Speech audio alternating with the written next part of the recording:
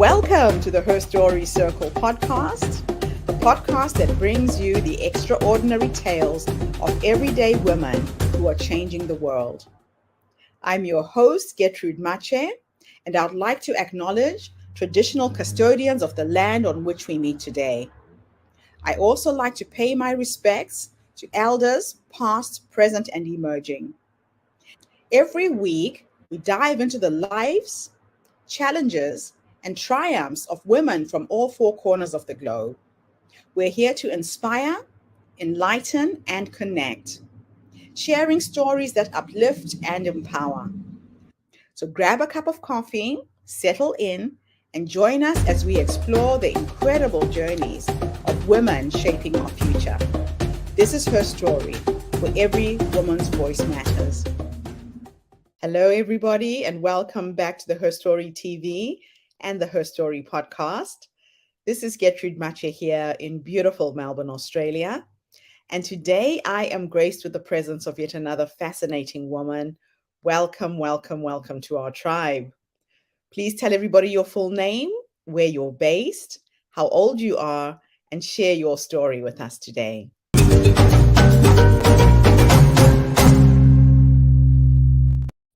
Hi, my name is Abbe Estevez. I'm based in New Jersey, right outside of New York City. I am 58 years old. And so my story really begins long ago. When I was a child, my father passed away when I was very young, and he was very young. And it made for a very interesting life.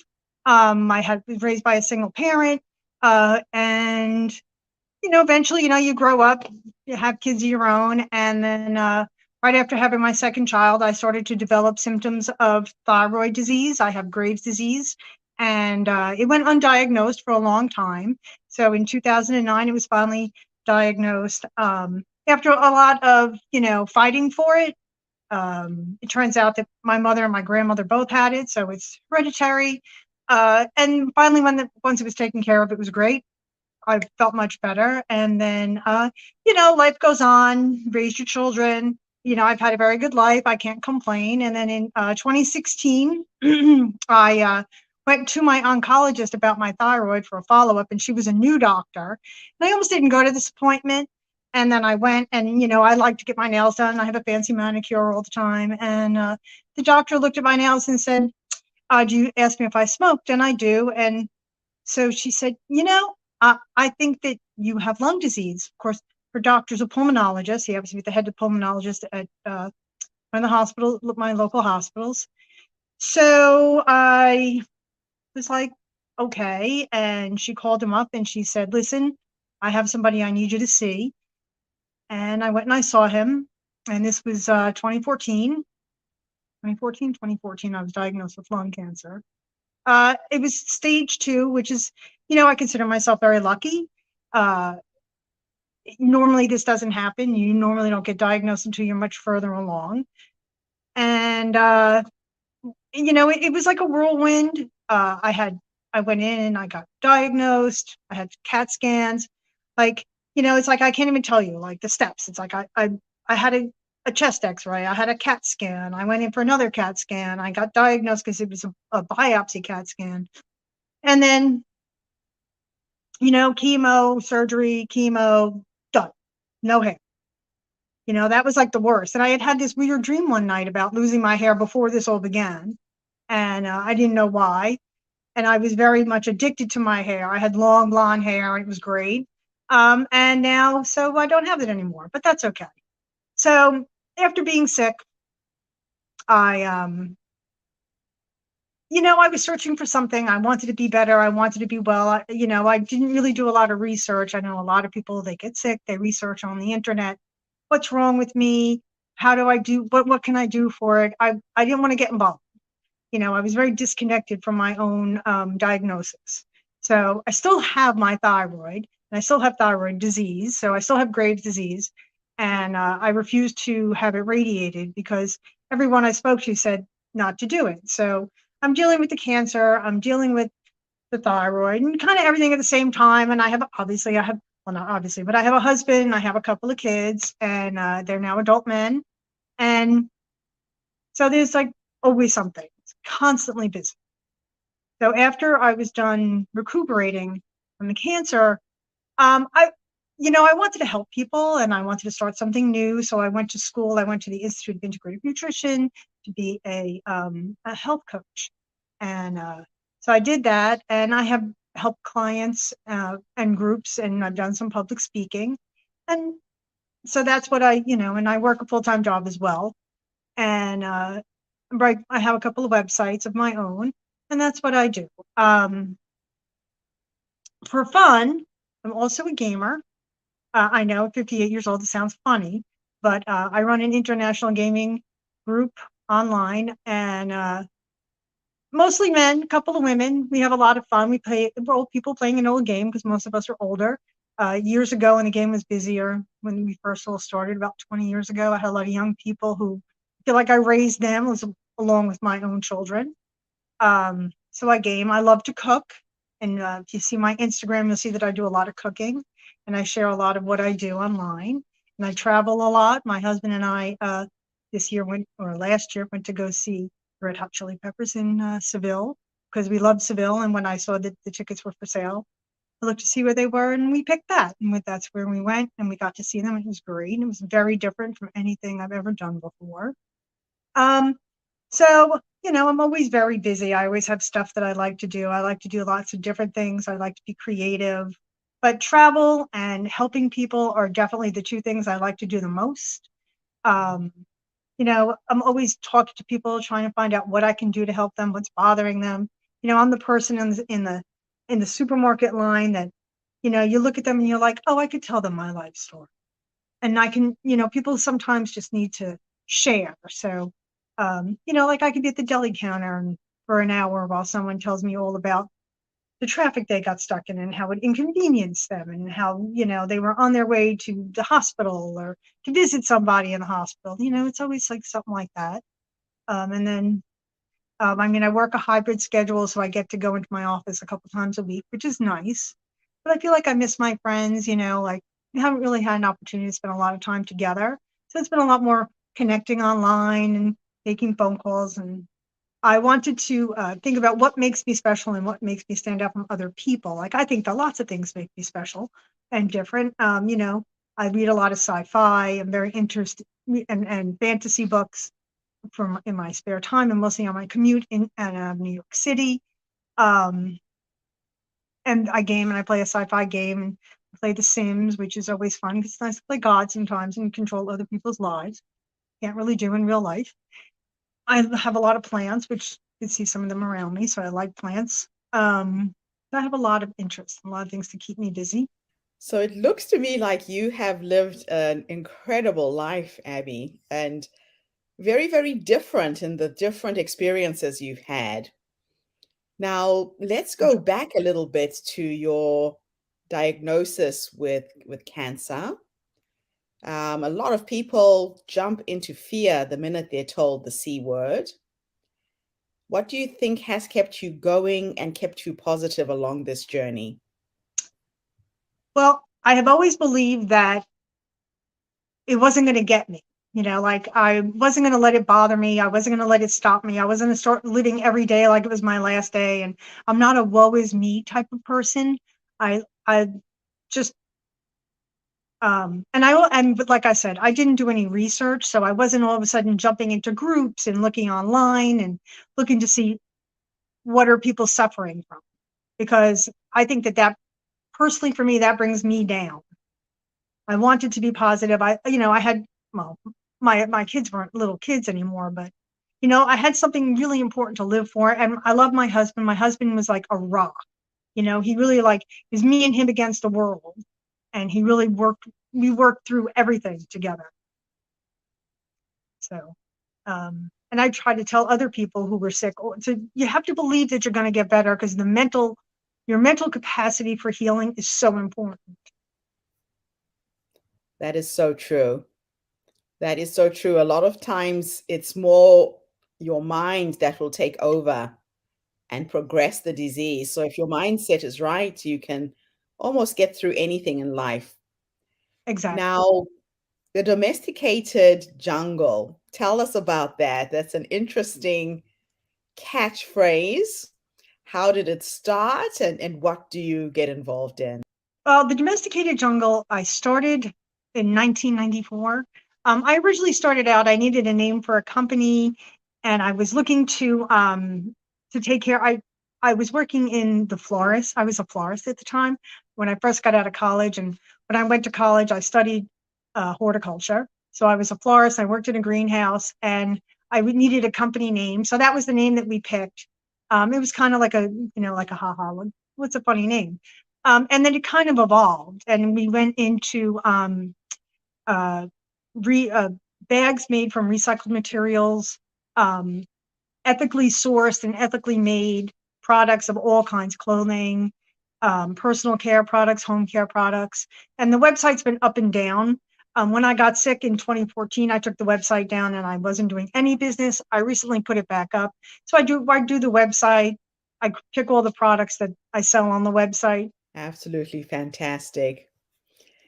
Now, tell us about the gaming. I have met very few women who are into the gaming world. Number one, how did you get started? And what is it about being online, connecting with other people through gaming that keeps you going? Well, I got in when my mother passed away in 1997, I guess it was. I got my first computer for Christmas as a gift from my sister. And so then what do you do online? And in 1997, it was a lot of gaming, chat rooms, internet. So I kind of wasn't into the chat rooms. It was like a little weird and creepy, and I felt people to be a little off-putting in that way. Wasn't like really community. It was really like, I don't know. It wasn't for me. And I could cruise the internet, and then you go down that rabbit hole and you find things that you're like, wow, I could have lived without knowing or seeing that. And what has been seen cannot be unseen. And so a friend of mine said, oh, I play this game and it has a community with other people. Why don't you come check it out?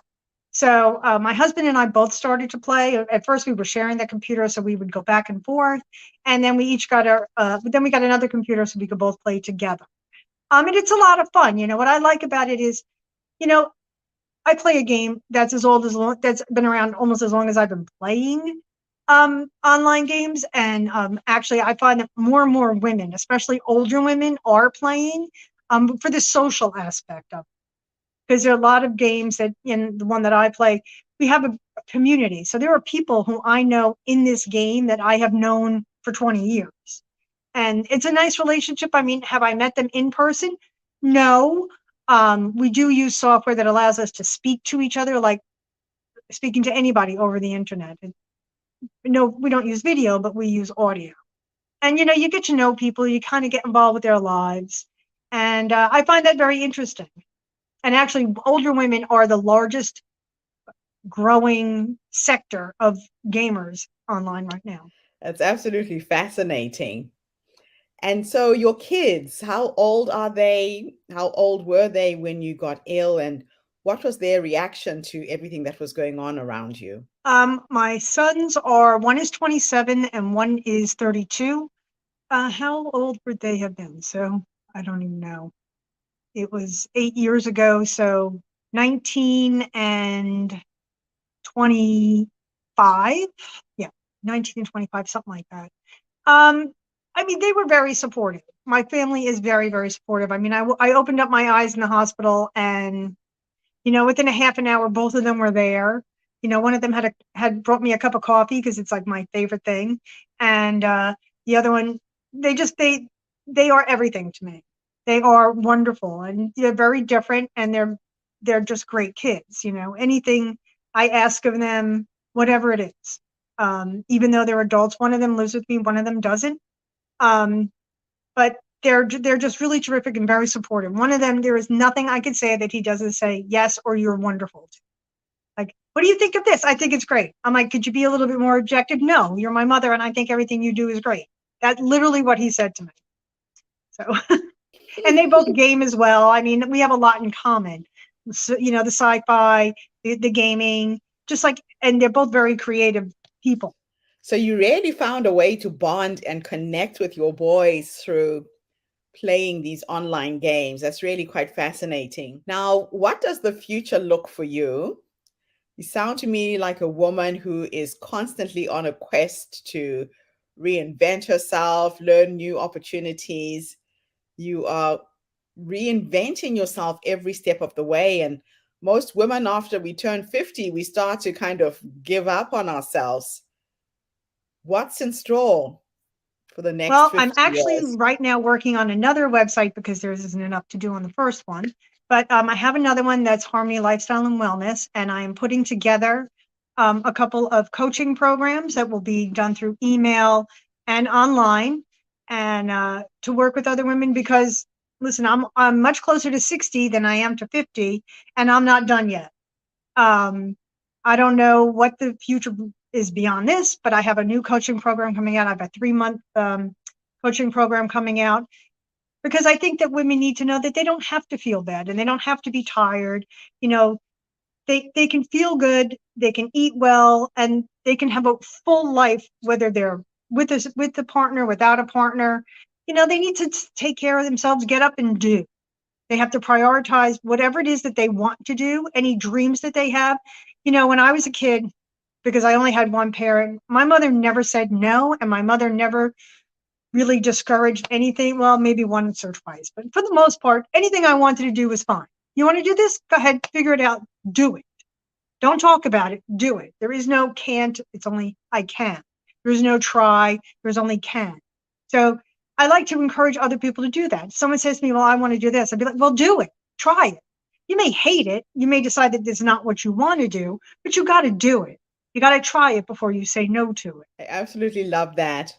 It is interesting that we hold ourselves back. We are our worst enemies, especially as women. That little Exactly. voice that runs in the head that tells you you can't do it.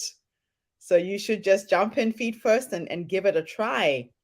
Yeah. Now, I know that your passion as well right now is all around nutrition. Tell us a little bit about what changed for you when you started to pay attention to what you were eating, because you actually studied and really got into this in a big way. And how are you helping women who've hit menopause with weight loss and just being healthy? Well, for me, it really started with my thyroid. Because you all of a sudden, I had to figure out what was I eating because I wasn't feeling well.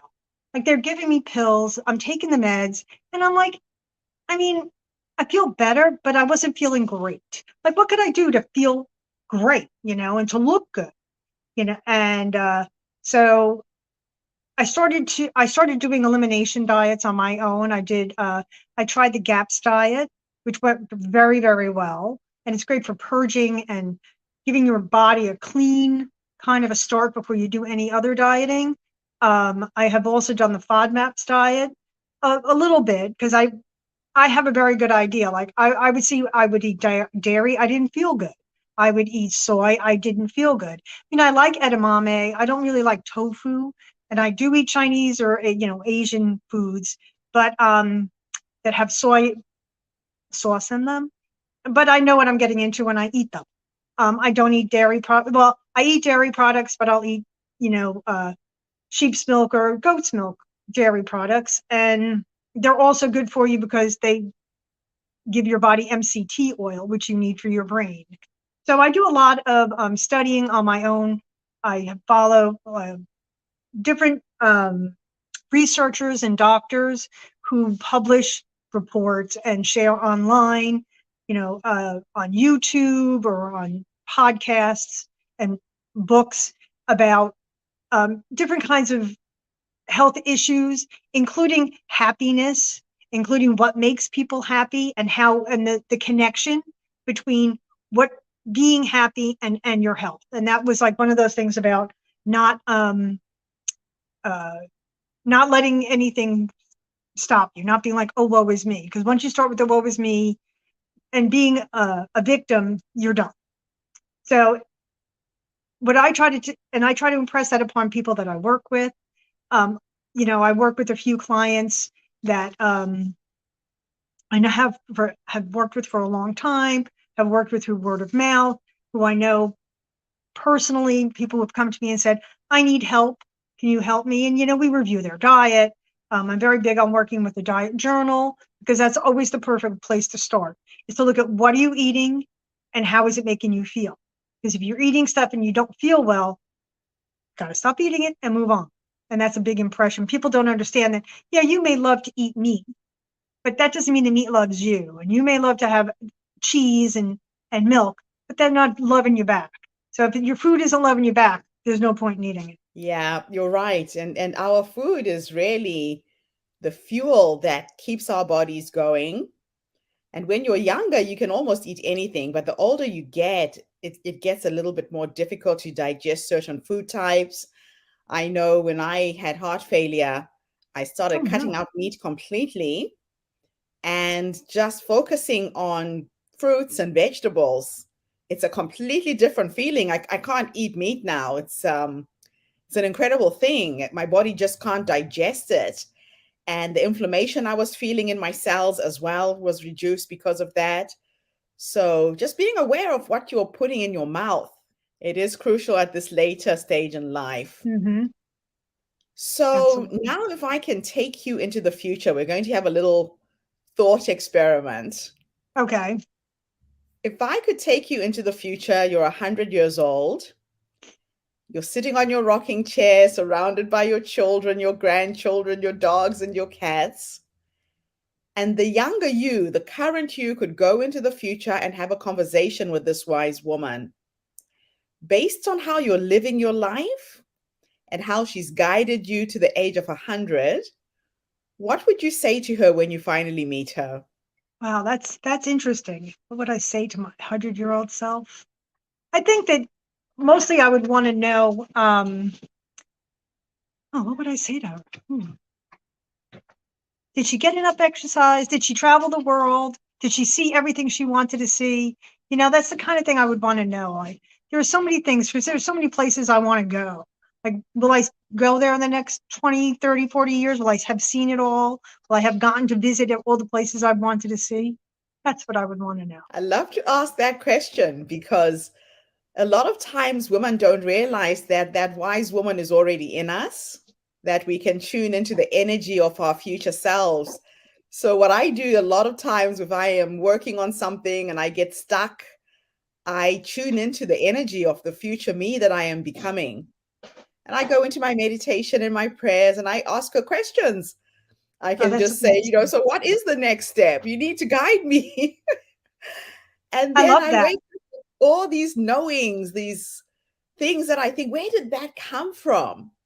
But I know it's coming from me. And as women, we need to know that we have that essence in us already and to trust it when it comes, those little knowings.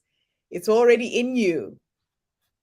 Oh, So definitely. thank you so much for coming online today and gracing us with your wisdom. I'm excited that you'll be taking part in our online summit Oh, and I'm that very you'll be excited. running a masterclass as well. So tell me, what will you cover in your masterclass? What can people expect? Um, I would like to talk to people about about the mindset and how your mindset really affects your health, about eating food that is nutritionally dense, and how it affects your mind and your body, and how having food supply be as close to you as possible, how that affects what you eat and how you feel. Eating local is so important.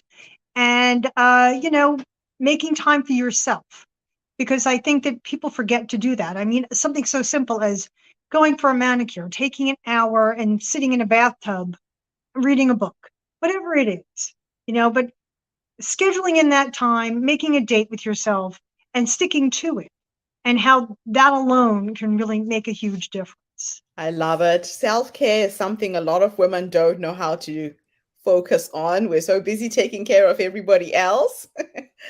So that is just absolutely awesome. So I'm really looking forward to sharing you with our community, Abby. I know you're Thank you. going to bring a lot of wisdom to the community, and hopefully, I will get to meet you in person when I come to New York. Oh, I hope Thank you so. so much. Thank you for being with us today. So, if anybody would like to get hold of Abbe, her website is scrolling at the bottom of the screen. Please connect with her, thedomesticatedjungle.com. And thank you for tuning in. The Her Story Circle is attracting some amazing women with really interesting life stories, women who've overcome all kinds of issues. So tune in again tomorrow when I interview another interesting guest. In the meantime, have a fantastic day, morning, or evening, wherever you are in the world. And Abbe, thanks again for the interview. Thank you so much for inviting me. Bye for now, everybody. Thank you for tuning into the Her Story Circle podcast. I hope today's story has inspired you to believe in the power of our stories and the difference you can make in the world when you use your voice. I'm Gertrude Mache, and it's been an honor to share this space with you, where voices from all walks of life come together to weave a rich tapestry of diverse perspectives. Don't forget to subscribe, rate, and review our podcast to help us share these stories with more listeners. Follow us on social media by looking for the Her Story Circle podcast for more updates. And join us tomorrow for another episode filled with courage, resilience, and empowerment. Remember, your story matters, and together we're building a stronger, more inclusive world. Until next time, keep making her story.